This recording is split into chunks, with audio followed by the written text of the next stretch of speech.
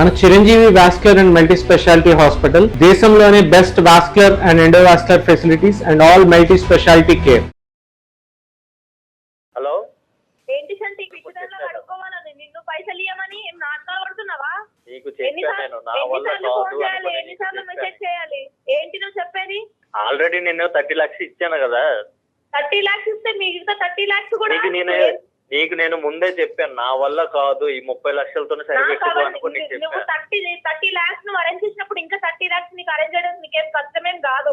అవును నీకేనా నేను అప్పుకున్నాను. హలో చేస్తా, నువ్వు ఇయ్యనంటే చెప్పు, నేను ఏం చేయాలో అది చేస్తా. నీకు నేనేమైనా అప్పున్నానా లేకపోతే నువ్వు నాకేమైనా చెప్పావు కదా 3 years మనం రిలేషన్షిప్ లో ఉన్నప్పుడు ఏం చెప్పావు? నైట్ టైమ్ లో నా పక్కన వండుకొని నిన్ను సెటిల్ చేసే బాధ్యత నాది, లైఫ్ లాంగ్ నేను చూసుకుంటా చేసుకుంటా అని చెప్పావు కదా. ఇప్పుడు ఏమైంది నీకు? అప్పుడు మనం అవన్నీ మాట్లాడుకోలేదు కదా. మాట్లాడవు కదా, నా దగ్గర లేవా రికార్డ్స్ ఉన్నాయి, వినిపించాలా నీకు? పెట్టాలా? నీకు ఆల్రెడీ 30 లక్షలు ఇచ్చేటప్పుడే కదా నువ్వు నాకు అన్ని ఇచ్చేసావు కదా, చెప్పావు కదా ఆ రోజు. చెప్పాను కూడా, ఇచ్చేటప్పుడు ఏం చెప్పాను? సగమే ఇచ్చాను, నువ్వు అమౌంట్ సగమే ఇచ్చావు కాబట్టి మిగతా అమౌంట్ సగం ఇచ్చేసి ఉన్నాయి నా దగ్గర. ఇంకా నీకు ఫార్వర్డ్ చేసింది నేను సగమే, ఇంకా సగం ఉన్నాయి నా దగ్గర. నువ్వు ఆ 30 lakhs ఇస్తే మిగతా నేను అప్పుడు తీసేస్తా. ఇవి ఆహా ఇప్పుడు నేను ఒక్కనేనా లేకపోతే ఇంకెంత మందికైనా అలాగా బ్లాక్ మెయిల్ చేసుకుని ఇలాగా ఆటలాడిస్తున్నావా? ఏమనుకుంటున్నావు నువ్వు నా గురించి? ఇన్ని రోజులు నేను నీతోనే ఉన్నా, 3 years నీతో కలిసిన తర్వాత నేను మళ్ళీ ఎవరితో మాట్లాడలేదు, ఎవరితో రిలేషన్షిప్ లో పెట్టుకోలేదు.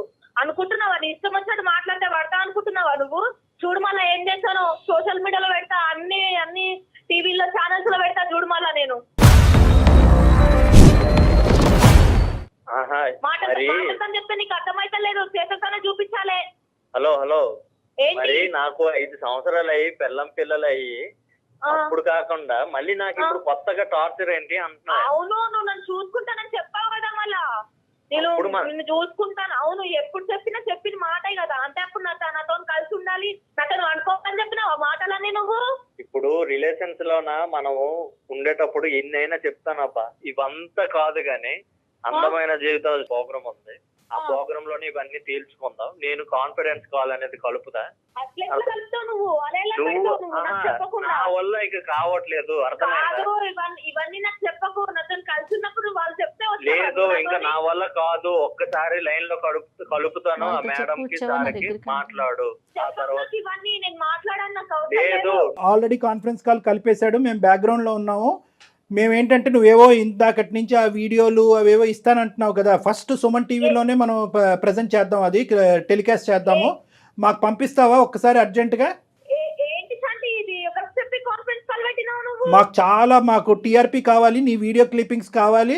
సో అర్జెంటుగా నువ్వు మాకు పంపిస్తే కనుక మేము ఇప్పుడే లైవ్లో వేసేస్తాం ఇది. అందులో నువ్వు కూడా ఉన్నావు కదా, సూపర్ హిట్ అవుతుంది. అర్జెంటుగా పంపించు. నువ్వే ఇందాకటి నుంచి నేను పంపిస్తాను అంటున్నావు కదా, ఇంకెందుకు ఒక్క క్షణం కూడా వెయిట్ చేయకు. మా వాట్సాప్ నెంబర్ నీతో షేర్ చేస్తాం. అర్జెంటుగా పంపిస్తే కనుక ప్యారలల్గా నువ్వు ఒక యూట్యూబ్ వీడియో చూసుకో, లైవ్లో ఎంత అందంగా ఉన్నారో మీ ఇద్దరికి కనిపిస్తారు కదా, అది చూసుకుంటూ అప్పుడు మనం ప్యారలల్గా మాట్లాడుకుందాం, బాగుంటుంది మసాలా. ఒక్కసారి ఆలోచించు రమ్య, వీడియోలు పోస్ట్ చేస్తాను, పబ్లిక్ చేస్తానంటున్నావు, ఆ వీడియోలో నువ్వు లేవా? నిన్ను బ్లడ్ చేసుకొని అతన్ని మాత్రం చూపిస్తావా? ఇదేనా నీ వ్యాపారం? అంటే వీడియోలు రికార్డ్ చేయటము, దాన్ని బ్లర్ చేయటము, దాన్ని ఎడిట్ చేయటము, మగవాళ్ళని బ్లాక్మెయిల్ చేయటము, డబ్బులు వసూలు చేయటం అనేది ఇది కొత్తగా జరిగినటువంటి అంశము. చంటితో ఒక్కడితోనే జరిగిందని మేము ఎలా నమ్మాలి? అసలు చంటి నీకేం ప్రామిస్ చేశాడు? అసలు ఆ 3 సంవత్సరాల పాటు మీ ఇద్దరు జరిగిన ప్రయాణం ఏంటో చెప్పు, నీ వర్జన్ చెప్పు. సార్ 3 years మేము కలిసి లివింగ్ రిలేషన్షిప్ లో ఉన్నాం సార్ మేము. ఓకే, అయితే తను నాకు మాట ఇచ్చాడు, లైఫ్ లాంగ్ నేను చూసుకుంటాను, నేను సెటిల్ చేసే బాధ్యత నాది అని. ఏది పెళ్లి చేసుకుని సెటిల్ చేస్తా అన్నాడా? పెళ్లి చేయకుండా నువ్వు సెటిల్ అయ్యేటట్టు చూసుకుంటా అన్నాడా? పెళ్లి అనే ప్రస్తావన ఉందా లేదా? అసలు సెటిల్మెంట్ ఏంటి? పెళ్లి మేము ఇద్దరం ఎవరు పెళ్లి ప్రస్తావన తీసుకురాలేదు సార్. 3 years కలుసున్నాము.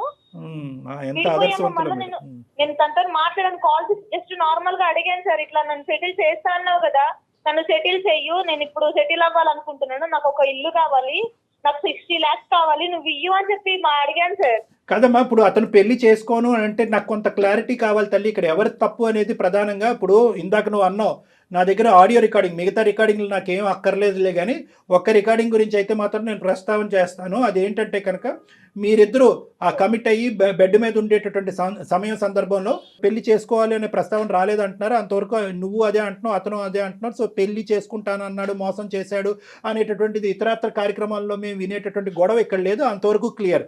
కానీ ఆ కంఫర్ట్ జోన్లో ఉన్నప్పుడు అతను నీకు, రమ్య నేను నిన్ను పెళ్లి చేసుకోను కానీ నిన్ను సెటిల్ అయితే చేస్తాను అని అయితే ప్రామిస్ చేశాడమ్మా నీకు? చేశాడు సార్, చేశాడు. కానీ నీకు ఉద్యోగం ఉంది కదమ్మా, అతను నిన్నెందుకు సెటిల్ చేయాలి నాకు అర్థం కావట్లేదు. పెళ్లి కానప్పుడు, కలిసి లేనప్పుడు చేస్తే ఎలా నమ్ముతావు? అలాంటప్పుడు కలిసి ఉండాలి కదా, మరి ఎందుకు విడిపోయారు? నన్ను సంతోష పెడుతున్నప్పుడు, నేను నిన్ను సుఖ పెడుతున్నప్పుడు ఆ కార్యక్రమంలో నువ్వు ప్రతి సందర్భంలో నాకేంటంటే నా సెటిల్మెంట్ గురించి మాట్లాడావు, దానికి సంబంధించినటువంటి ఆడియో రికార్డింగ్ కూడా ఉంది.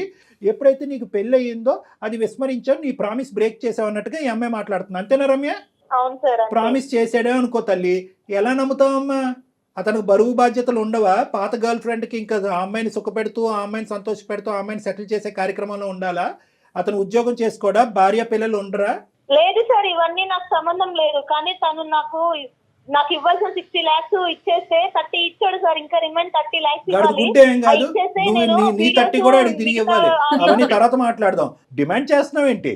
అసలు నువ్వు డిమాండ్ చేసేటటువంటి హక్కు ఎవరు ఇచ్చారు? పాపం ఆ బాధితురాలు ఏమి తప్పెరగినటువంటి ఆ అమ్మాయి ఈ రోజు 2 పిల్లల్ని వేసుకుని ఆ అమ్మాయి నలిగిపోతుంది. కింద మీద పడుతూ మొత్తం ఇల్లంతా ఊడ్చి, బ్యాంకులన్నీ ఊడ్చి, బంగారం తాకట్టు పెట్టి 30 లక్షలు నీకు ఇస్తే ఇంకా 30 చాలదు, ఇంకో 30 కావాలని నువ్వు అడుగుతున్నావా?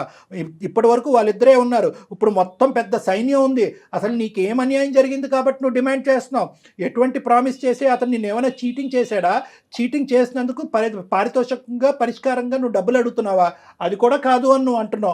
అది కూడా కాదు, అతను నన్ను ఎప్పుడు చీట్ చేయలేదు, కేవలం ఏంటంటే సెటిల్ చేస్తా అన్నాడు. నీ సెటిల్మెంట్కి ఎక్కడన్నా దాహం తీరే అవకాశం ఉందా? నీకు 100 కోట్లు ఇచ్చినా సెటిల్ అవుతావు నువ్వు?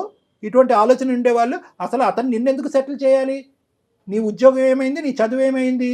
ఏ ఉద్యోగం లేదు, ఏ చదువు లేదు, ఇదే నా వ్యాపారం అంటారా? ఇదేనా నీ వ్యాపారం? ఏంటి సార్ మీరు అలా మాట్లాడుతున్నారు? మరి అంతే అంటానమ్మా. అసలు మీ ఇద్దరి మధ్యన లివింగ్ రిలేషన్షిప్ లో ఉన్నప్పుడు, పెళ్లి అనే ప్రస్తావన లేనప్పుడు అసలు నువ్వు ఎందుకు రికార్డింగ్లు చేసుకుని భద్రపరుచుకున్నావు? ఎటువంటి ఉద్దేశం ఉంటే కనుక భద్రపరుచుకుంటారు? అది రేపొద్దున ఎప్పుడో వాడాలి, నాకు డబ్బులు అవసరమైనప్పుడు వాడాలి అనేటటువంటి ఉద్దేశంతోనే కదా నువ్వు భద్రపరుచుకున్నావు. అతను సెటిల్ చేస్తాను లేదు అనేటటువంటి మాట తీసి పక్కన పెట్టు. ఇక్కడ నలుగురు అడిగేటటువంటి ప్రధానమైనటువంటి అంశం ఏంటంటే మీ లివ్ ఇన్ రిలేషన్షిప్లో ఎటువంటి కమిట్మెంట్స్, ఎటువంటి కండిషన్స్, ఎటువంటి మ్యారేజ్ లేనప్పుడు అసలు సెటిల్మెంట్ అనేటటువంటి పదం ఎందుకు వస్తుంది? నువ్వు ఎందుకు ఈ రికార్డింగ్స్ తీసుకుని, పదే రికార్డింగ్స్ తీసుకుని భద్రపరుచుకున్నావు? సార్ తన జీవితమే అంతే సార్, తను ఇలాగే ట్రాప్ చేసుకుని ఇలాగే ఇది చేసుకుంటుంటా సార్. మరి అది తెలిసినప్పుడు నువ్వు ఎందుకయ్యా పెద్ద గొప్ప? తను అంతే సార్.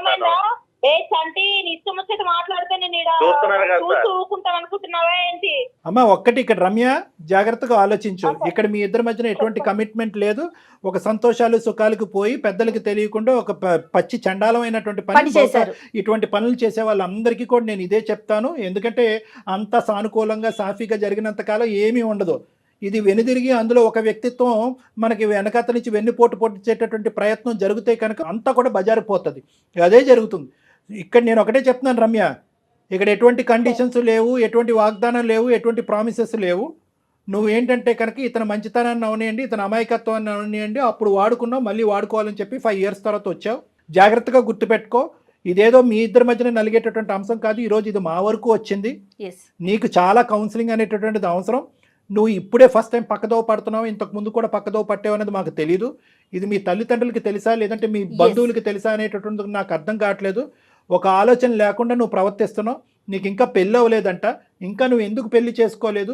ఎందుకంటే ఒకప్పుడు పెళ్లి చేసుకుంటే కనుక ఇటువంటి వ్యాపారం కంటిన్యూ అవడానికి అవకాశం లేదు అనే ఉద్దేశంతో పెళ్లి చేసుకోవట్లేదా? ఇక్కడ చాలా అంశాలు ఉన్నాయి. మేమేమి ఇది అంత తేలిగ్గా ఉంచాం. ఎందుకంటే పబ్లిక్ చేస్తాను అని అంటున్నావు కదా. చెయ్యి, నువ్వు చెయ్యి, వీడియో పబ్లిక్ చెయ్యి, ఒక్క వీడియో పబ్లిక్ చేయి. నేను ఛాలెంజ్ చేస్తున్నాను నీకు. మీ ఇద్దరు కలిసి ఉన్నటువంటి ఒక్క వీడియో పబ్లిక్ చేయి. ఏ ఆడపిల్లకి అంత దమ్ము ధైర్యం ఉంటుందో చూద్దాం. అతనికి ఏమమ్మా, అతని భార్యకి చెప్పుకున్నాడు ఆల్రెడీ. అతనికి ఏం సమస్య లేదు, వాళ్ళకి ఏం సమస్య లేదు. నువ్వు పెట్టాలి అనుకుంటే పెట్టు, నువ్వు బ్లర్ చేసి పెట్టాలనుకుంటే అది కూడా పెట్టు. నిజంగా అటువంటి ఆడపిల్లవా నువ్వు? దీని గురించి ఇటువంటి వ్యాపారాలు చెయ్యమ్మా అని చెప్పి నీ తల్లిదండ్రులు నిన్ను చదివించారా? నీ బుద్ధి గడ్డి తిందా? పిలుద్దామా లైవ్ లో, ఈ కాన్ఫరెన్స్ కాల్ లో ఎవరిని మీ పిలుస్తానంటారు తల్లిదండ్రులు కళ్యాణ్ గారు? లైవ్ లో ఇప్పుడే మీ తల్లిదండ్రులు కలుపుతాను. వాళ్ళకి మించినటువంటి సైకాలజిస్టులు, వాళ్ళకి మించినటువంటి పోలీసు ఎవరు లేరు. వాళ్ళ పెంపకం ఇలా తగలడిందని చెప్పి ఏ తల్లిదండ్రులు కూడా ఆలోచించుండ్రు. రమ్య పిలుద్దామా మరి మీ పేరెంట్స్ ని? ఫస్ట్ ఆ లివ్ ఇన్ రిలేషన్షిప్ గురించి తెలుస్తుంది. తర్వాత 5 సంవత్సరాల తర్వాత నువ్వు ఎందుకు పెళ్లి చేసుకోలేదు అనేది అంశం కూడా మాకు వాళ్ళ ద్వారా తెలుస్తుంది. ఇప్పుడు మళ్ళీ ఇంకో జీవితంలోకి వెళ్ళి ఎందుకు వాళ్ళ జీవితాన్ని సర్వనాశనం చేస్తాం అనే అంశం కూడా వాళ్ళ నోటు బట్టి మనం విందాం ఒకసారి. అసలు నీ గుట్టేంటో అక్కడ తేలుతుంది. వద్దు సార్. లేదా అవన్నీ వాళ్ళు కూడా వద్దు, వీడియోలు అదే విధంగా పంచుతానంటే కనుక ఇంకొక సెకండ్ కూడా వెయిట్ చేయకుండా నేను నీకు ఛాలెంజ్ ఇస్తున్నాను. వీడియోస్, ఆడియో క్లిప్పింగ్స్ మొత్తం నీ దగ్గర ఏదైనా ఉంటే కనుక ఇప్పుడే లైవ్ లో చూపెడదాం. ఇదే షోలో ఇక్కడే లైవ్ లో చూపెడదాం. We are ready. Are you ready? Sir వద్దు సార్. తను అంటే సార్ నేను కొంచెం కష్టాల్లో ఉండి అంటే ఇవన్నీ ఉన్నాయి, తనకి కాల్ చేసి బ్లాక్ మెయిల్ చేద్దాము, ఇట్లా డిమాండ్ చేద్దాం పేరెంట్స్ అనగానే దారిలోకి వచ్చేసాను సార్ నేను. రమ్య తలెత్తి నీ మీద నువ్వే ఊసుకున్నట్టుందమ్మా. ఈ మాట అనకూడదేమో గానీ ఆ వీడియోలో నువ్వు ఉన్నావు కదా, సిగ్గు లేదు? కాదు రమ్య, మీరు చేసిందే వెదవ పని. అది అయిపోయి అతని జీవితం అతను చూసుకుంటుండగా నువ్వు మళ్ళీ ఇప్పుడు తెర మీదకి వచ్చి ఒక 30 లక్షలు తీసుకున్నది కాకుండా ఇంకా మళ్ళీ పైపెచ్చి బెదిరిస్తున్నావా? అంటే ఏం లేదు రమ్య, నువ్వేమనుకున్నావు అంటే కనుక అసలు ఫస్ట్ ఆఫ్ ఆల్ ఈ 30 లక్షలు అనేటటువంటి థ్రెట్ కి భయం పెట్టినప్పుడే అతను ఈ బొట్లో పడతాడని నువ్వు అనుకోలే. అది ఇతను ఏంటంటే పిచ్చోడు, ఇతను లాగేంటంటే ఆ భార్య కూడా పరువు ప్రతిష్ఠ గురించి ఆలోచించేటటువంటి అమాయకమైనటువంటి బ్రతుకులు. కాబట్టి ఏమో ఈ అమ్మాయి ఎంత రాటు తేలిందో, ఎంత నాటైనటువంటి అమ్మాయి అనేటువంటి భయంతో 30 లక్షలు కాస్త అప్పచెప్పిన తర్వాత ఇదేంట్రా బాబు ఒక 5 కాల్స్కే 30 లక్షలు వచ్చినాయి, ఇంకో 5 కాల్స్ మాట్లాడితే ఇంకో 30 లక్షలు వస్తాయనేటటువంటి ఆలోచనతో నీ ఆశ దురాశ వరకు వెళ్ళింది. నీ మూర్ఖత్వం కాస్త ఒక శాడిజం లెక్కలోకి వెళ్ళింది. సో నేను అనేది ఏంటంటే ఇప్పటికైనా కూడా కేవలం మేం బహిర్గతం చేస్తాం, ఆ వీడియోలో నువ్వు కూడా కనిపిస్తావు అనేటటువంటి ఆలోచనతో వచ్చినటువంటి మార్పా, లేదంటే తల్లిదండ్రులకు పిలిపించి ఇక్కడ కూర్చోబెట్టి పంచాయతీ చేస్తాము అనేటటువంటి ఆలోచనతో వచ్చిన మార్పా, లేదా అసలు సిసలైనటువంటి మానవత్వంతో కూడినటువంటి మార్పా? ఇది చాలా ఇంపార్టెంట్. కేవలం మేము థ్రెట్ చేసి భయపెట్టడం వల్ల వచ్చేటటువంటి మార్పు ఏం చేస్తుందంటే కనుక ఇంకో లివింగ్ రిలేషన్షిప్లోకి వెళ్ళి మళ్ళీ వాడిని బక్రా చేసి మళ్ళీ వాడికి మెడ చుట్టూ ఉరితాడు బిగించడం అవుతుంది. ఇది నిజమైనటువంటి మార్పా కాదా? ఇది కూడా నేను తెలుసుకోవాలనుకుంటున్నాను. కాబట్టి నేను నిన్ను కలవాలనుకుంటున్నాను. నేను కలిసి నీతో చాలా క్షుణ్ణంగా మాట్లాడాలి. ఎందుకు మాట్లాడాలి అంటే కనుక 2 అంశాలు. ఒకటి, ఈ అంశం ఇక్కడితో ఆగదు.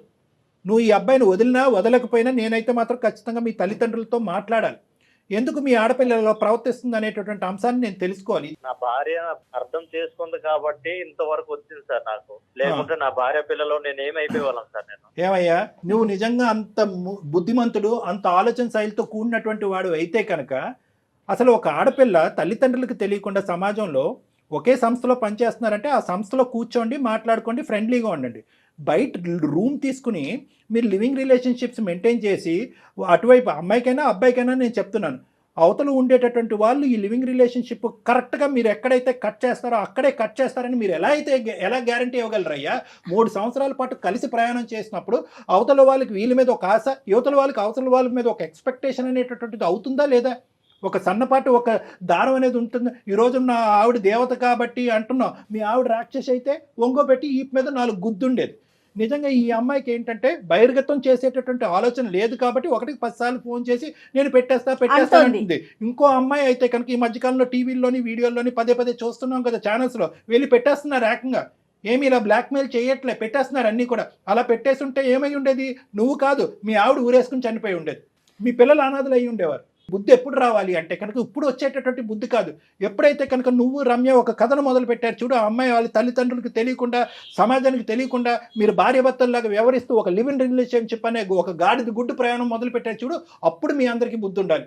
దయచేసి ఇమీడియట్గా 30 లక్షలు ఎటు పోలేదు, నువ్వు ఆల్రెడీ తీసుకున్న 30 లక్షలు ఎటు పోలేదు అని అంటున్నావు కదా, ఈ నెక్స్ట్ 1 అవర్లోనే అతనికి ఆర్టీజీఎస్ కానీ ట్రాన్స్ఫర్ కానీ చెక్ కానీ ఏదో ఒకటి ఇవ్వాలి. అది కూడా మేము మానిటర్ చేస్తాము. ఏదో ఇక్కడ తూతూ మంత్రంగా ఈ 2 కాల్స్ మాట్లాడేసి 30 లక్షలతో నువ్వు పటాయిస్తే కనుక మేము ఊరుకునేది లేదు. ఎందుకంటే మొత్తం నీ సిస్టమ్ అంతా కూడా మేము ట్రాక్ చేస్తాం. నువ్వు ఎక్కడ పోతున్నావు పోలీస్ కంప్లైంట్ కూడా ఇవ్వడానికి మేము వెనకాడం. సో ఇమీడియట్గా 30 lakhs వెనక్కి ఇచ్చేసి అతని నెంబర్ నువ్వు బ్లాక్ చేయి, నీ నెంబర్ అతను బ్లాక్ చేస్తారు. మీ ఇద్దరి మధ్యన ఎటువంటి కాంటాక్ట్ ఫ్యూచర్లో ఉండటానికి లేదు. మీరు డెఫినెట్ గా డాక్టర్ గారిని కలవాల్సిందేనండి. నేను ఈ ఎపిసోడ్ అయిపోయినాక మీకు కాల్ బ్యాక్ చేస్తాను. బాబు నువ్వు కూడా రా అయ్యా, ఒకసారి వచ్చి నువ్వు కూడా నాతో కలిసి రామాకండి అయ్యా, ఇద్దరు విడివిడిగా రండి. నువ్వు కూడా విడిగా రా నాతో, నేను నీతో కూడా మాట్లాడాలి. దరిద్రం. ఓకే సార్, సరే సార్. మీరు కాబట్టి ఇంత చాలా ఓపిక్ గా అంటే నెంబర్ ఆఫ్ కేసెస్ చూస్తారు కదా కళ్యాణ్ గారు మీరు. ఇట్లానే ఉంది జనరేషన్ అంతా, యూత్ అంతా ఇట్లానే ఉందని అనిపిస్తుందేమో కానీ నాకు అసలు అతని కన్నా కూడా అమ్మాయి మీద ఎక్కువ కోపం వస్తూ ఉందండి. అంటే అంటే నేను చూపిస్తాను అందులో నువ్వు ఉన్నావు కదా, ఆ మినిమం సెన్స్, నేనున్నా పర్వాలేదు, అదేగా ఆలోచన, తనున్నా పర్వాలేదా? ఇప్పుడు చూసేది ఏంటంటే అమ్మ, చాలా సందర్భాల్లో ఇప్పుడు బయట కూడా చూసేటటువంటి వాటిల్లో ఏంటంటే ఆ ఈగో ఏ లెవెల్ వరకు వెళ్ళిపోతుంది అంటే కనుక, ఆ ఈగో ఏ లెవెల్ వరకు వెళ్ళి ఆ విశ్లేషణ శక్తి అనేటటువంటిది పోయి, నా పరువు పోయినా పర్లేదు పక్కన వాళ్ళు పరువు పోవాలి, ఆ విధంగా నేను రివెంజ్ తీసుకోవటం అనేటటువంటి ముఖ్యమైనటువంటి ఉద్దేశంతో వెళ్తున్నటువంటివే ఇవన్నీ కూడా. రివెంజ్ నాకు కావాల్సింది నాకు కాకుండా వేరే వాళ్ళకి పోతుంది. ఎక్కడైనా చూడండి, అంతకుముందు ఒక డాన్స్ డైరెక్టర్ సంబంధించినటువంటి అంశం చూడండి, లేదంటే మొన్న ఇంకొక ఎవరో యూట్యూబర్ సంబంధించినటువంటి అంశం అవనివ్వండి, నాకు కానటువంటిది వేరే చాటుకు పోతుంది, నువ్వు 10 చూపెడితే నేను 12 చూస్తాను అనేటటువంటి ఈ ప్రజెంట్ సోషల్ మీడియాని బేస్మెంట్ తీసుకుని చేసేటటువంటి ఒక పనికిరాని యుద్ధం కింద. అవును కళ్యాణ్ గారు, కానీ ఎటు పోతున్నాం, మన సమాజం ఏంటి, రేపటి రోజున మన పిల్లలకి మనం ఏం అందిస్తున్నామని కూడా ఆలోచించట్లేదు కదా డాక్టర్ గారు. జయ గారు ఆలోచన అనేది చేయట్లేదు కాబట్టి ఈ దరిద్రం మనం చూస్తున్నాము. ఇక్కడ ఏంటంటే రమ్యకి ఎందుకంటే స్పీడ్గా మనం మాట్లాడలేం, ఎందుకంటే ఆ అమ్మాయి సింపుల్గా కట్ చేసేసి ఆ ఆవేశంతో నిజంగా పబ్లిసైజ్ చేసేసి ఉందనుకోండి, మొత్తం అందరికీ పీకలు తెగిపోతాయి.